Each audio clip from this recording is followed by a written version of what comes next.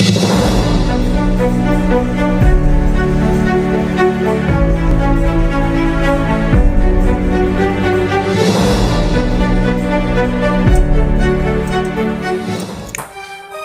teman-teman, assalamualaikum warahmatullahi wabarakatuh. Selamat berjumpa kembali dengan channel Kabar Pasar teman-teman.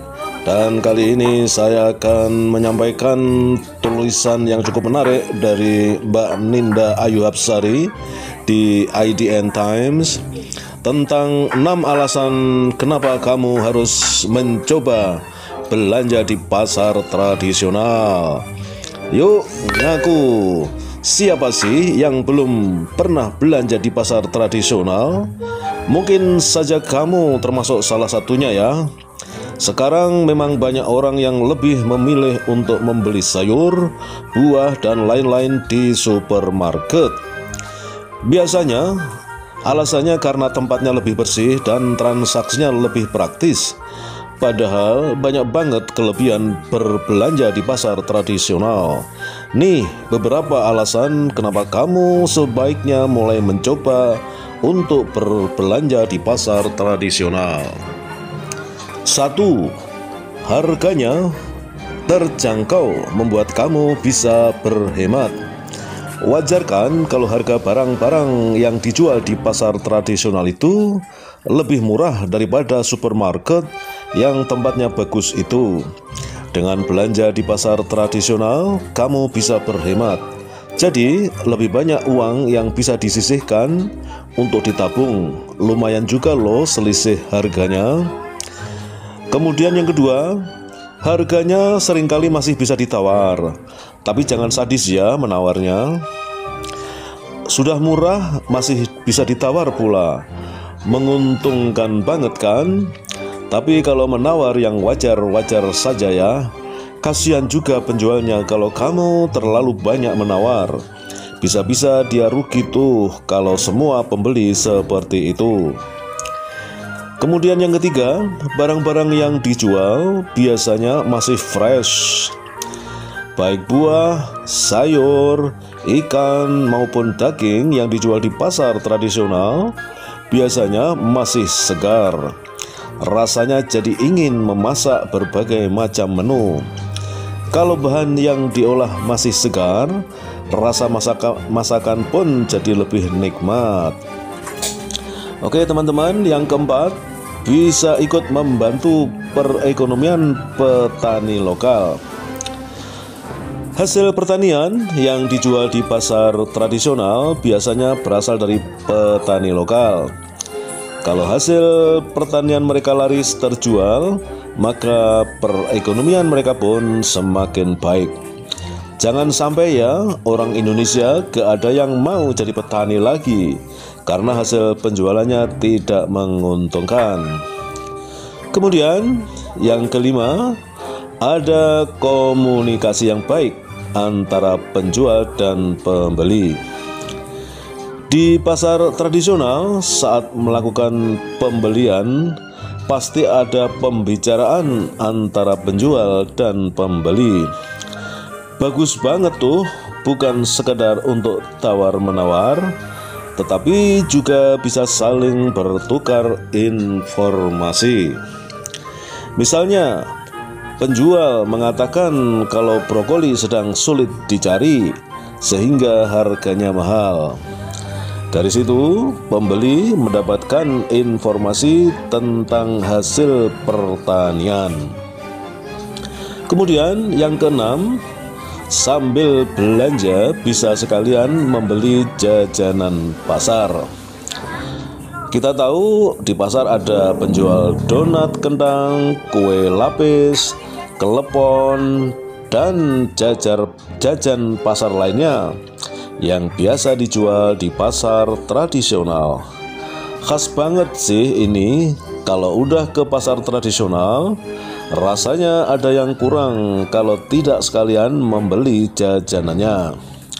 Selain rasanya yang enak, kue tradisional itu juga tidak banyak dijual di tempat lain. Menarik juga kan belanja di pasar tradisional? Walaupun tempatnya tidak sebersih supermarket, tapi ternyata banyak keuntungannya kalau ke sana. Awalnya mungkin agak risih ya melihat kondisi pasar tradisional, namun kamu harus bisa mulai mencoba. Sekali aja udah mencoba belanja di pasar tradisional, kamu bakalan kangen untuk ke sana lagi. Ya, demikian teman-teman tulisan dari Mbak siapa tadi ya? Ninda Ayu Hapsari. Ini anak muda yang punya kepedulian terhadap pasar tradisional. Tentunya ini sangat menggembirakan karena para generasi muda lah yang nantinya akan menjadi penerus para pembeli yang berkunjung di pasar tradisional. Kalau dari kalangan generasi muda sudah enggan untuk pergi berbelanja di pasar tradisional, lalu siapa nantinya yang akan melanjutkan tradisi jual beli di pasar tradisional? Maka oleh karena itu, channel ini juga punya kepentingan dan ingin memberikan kontribusi meskipun kecil di dalam rangka untuk merevitalisasikan atau menumbuh kembangkan pasar tradisional kita. Sebab sebagaimana sudah pernah saya posting di konten sebelumnya dan juga menjadi deskripsi dari channel ini, bahwa pasar tradisional adalah tulang punggung dan urat nadi perekonomian rakyat Indonesia kebanyakan atau mayoritas. Dan dalam banyak peristiwa, para pengamat politik mengatakan ketika terjadi krisis ekonomi, maka yang justru tahan banting terhadap adanya krisis adalah pasar tradisional, bukan pasar-pasar modern, bukan supermarket yang justru ketika terjadi krisis ekonomi langsung dengan cepat kolaps dan bangkrut.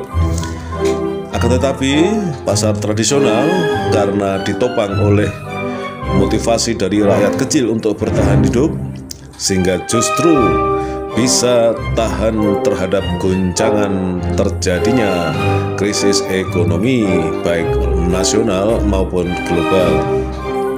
Oleh karena itu, mari kita terus mencintai pasar tradisional kita sambil memberikan masukan atau kontribusi kepada pengelola pasar tradisional agar mereka bisa menata pasar-pasar tradisional sehingga lebih bersih, lebih rapi, lebih menarik untuk dikunjungi, dan bila mana perlu dalam event-event tertentu diadakan semacam pembagian door prize atau pertunjukan kesenian yang bisa menarik minat masyarakat untuk datang ke pasar tradisional.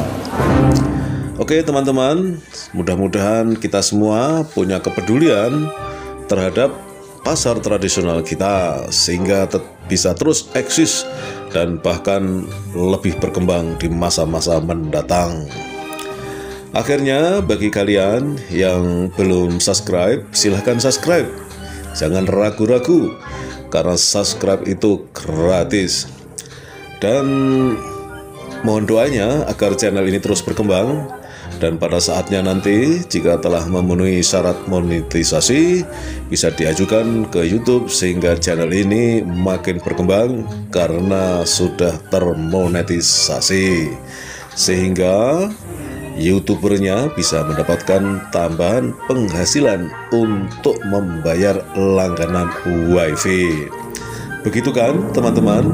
Terima kasih atas segala perhatian kalian. Sampai ketemu lagi di konten-konten lainnya. Dan oleh karena itu jangan lupa untuk memencet atau menekan tombol lonceng supaya kalian bisa mendapatkan notifikasi bila mana ada video-video baru, konten-konten baru dari channel ini. Terima kasih. Assalamualaikum warahmatullahi wabarakatuh.